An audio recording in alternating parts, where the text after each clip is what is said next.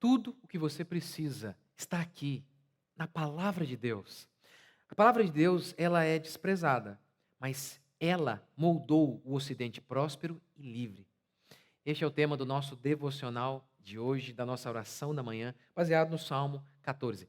Deus abençoe vocês, que a graça e a paz do nosso Senhor Jesus Cristo estejam com vocês. Me ajude aqui, por favor, comente, se inscrevam, me ajude a impulsionar este vídeo.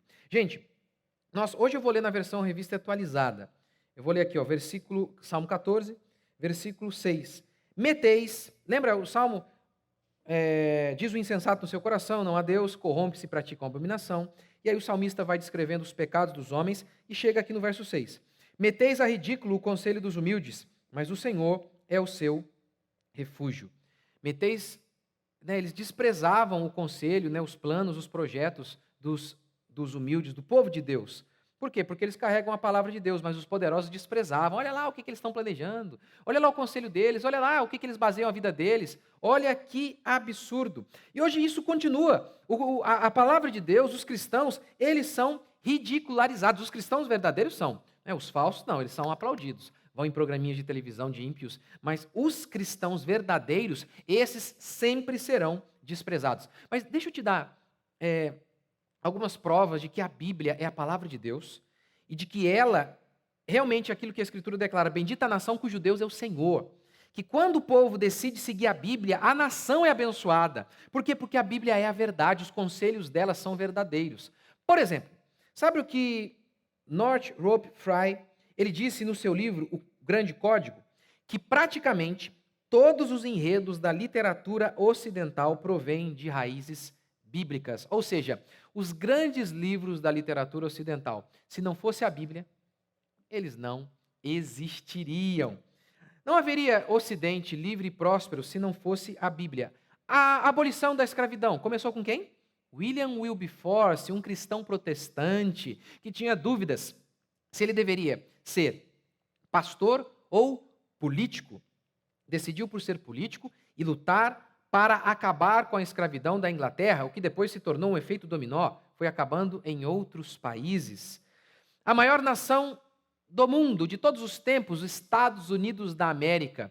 Qual a explicação para esse grande país? Sim, apesar de vários defeitos terríveis, foi um dos maiores países da história humana. E a cada dia está indo ladeira abaixo, justamente por abandonar essa fé. Por que esse país foi tão próspero, tão rico, tão poderoso? Fé cristã, fé protestante. Alex Tocqueville, católico, ele queria entender por que a França, que falava em democracia e liberdade, os ateus da Revolução Francesa, acabaram com o país. Mas lá nos Estados Unidos, lá se falava em liberdade, prosperidade, o país era tão poderoso, e ele foi morar, ele era católico, foi morar nos Estados Unidos para tentar entender o sucesso daquele país. A sua conclusão está no capítulo 2 do livro A Democracia na América. E ele diz assim: a religião protestante é a causa da liberdade e prosperidade desse povo. Não é pouca coisa não, hein, gente? Tudo isso que você vê hoje, sabe, gente, liberdade jurídica, tudo isso começa com a reforma protestante. O que é a reforma protestante? É nada mais, nada menos do que o povo de Deus voltando para a Bíblia. A Bíblia, então, ela volta a ser pregada de maneira fiel e não de maneira enganadora, como pela Igreja Católica. E o que acontece? Liberdade. Liberdade. Por exemplo, a gente fala muito em liberdade no Ocidente. Não havia liberdade na época da Igreja Católica. Claro, na Igreja Católica há o dogma da infalibilidade papal. O Papa, quando ele fala ex cátedra, ele é infalível. Veja bem, como que vai ter diálogo com alguém que é infalível? Não tem. Se eu fosse infalível, eu também não aceitaria diálogo. E é por isso que eles não aceitavam e mandavam as pessoas para a fogueira. É óbvio que não haveria liberdade num contexto dominado pela Igreja Católica. Agora, com a reforma protestante, o povo volta para a Bíblia de verdade. E o que acontece? Prosperidade, liberdade. É por isso que Max Weber escreveu um livro chamado A Ética Protestante e o Espírito Capitalista. Ele queria entender por que em países protestantes como a Alemanha e a Inglaterra eles prosperavam tanto, enquanto que em países católicos como Portugal e Espanha, que eram católicos, não prosperavam como esses países protestantes. E a conclusão dele tinha a ver com o espírito protestante, que é nada mais, nada menos que o espírito bíblico. É óbvio, ele fala um monte de besteira lá no livro, mas ele acerta em alguns pontos. Então, tá vendo? É engraçado, os ímpios ficam falando mal da Bíblia, mal da fé cristã, mas é ela que explica a prosperidade, que explica o êxito do Ocidente. E, para encerrar, apenas mais um exemplo.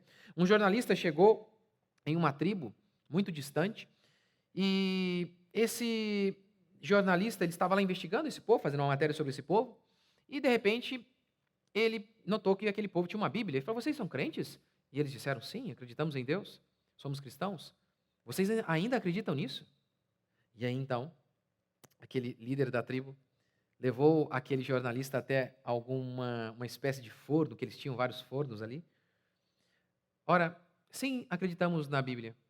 E sabe por que você agora, se fosse antigamente, antes da Bíblia, você estaria ali, ó. Nós éramos canibais. Sabe por que você está vivo agora?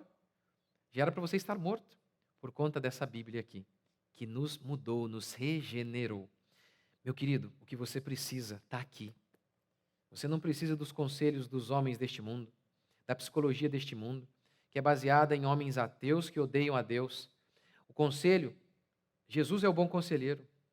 A Bíblia declara que o Senhor, veja o Salmo 19, a lei do Senhor é perfeita e restaura a alma. O que você precisa para restaurar a sua alma? Está na Bíblia, não está na psicologia. A Bíblia diz que se nós edificarmos a nossa casa com base na rocha, ela não vai cair. Se edificarmos com base na areia, ela vai cair. O que é areia? Os conselhos dos homens deste mundo. Você precisa desses homens deste mundo? A psicologia, por exemplo, ela começa com Freud, com Jung, com Rogers, homens que odiavam a Deus. Freud dizia que a religião é neurose, é uma coisa que você precisa ser curado dela. Veja, o mundo está cheio de conselhos dos homens deste mundo, dos homens ímpios. E como nós estamos? Suicídio nas alturas. Os pais não conseguem educar seus filhos. Vocês precisam mesmo dos conselhos dos homens deste mundo, dos coaches? Vocês precisam da palavra de Deus. Tudo que vocês precisam está aqui. Aqui. O texto declara: os ímpios estavam metendo a ridículo o conselho dos crentes. Assim como hoje. Mas e nós estamos como? Estamos bem, enquanto eles vão de mal a pior. A palavra de Deus é lâmpada para o seu pé. Ela vai iluminar o seu caminho. Submeta-se a ela e você vai ter uma jornada em que você não vai ficar tropicando. Vamos orar? Senhor Deus e Pai, te agradecemos por mais um dia, bendizemos o teu santo nome. Oramos que o Senhor nos encha da tua palavra, do conhecimento da tua palavra, que o Senhor transforme as nossas vidas a cada dia, que o Senhor possa nos mudar, ó Deus vivo e todo-poderoso.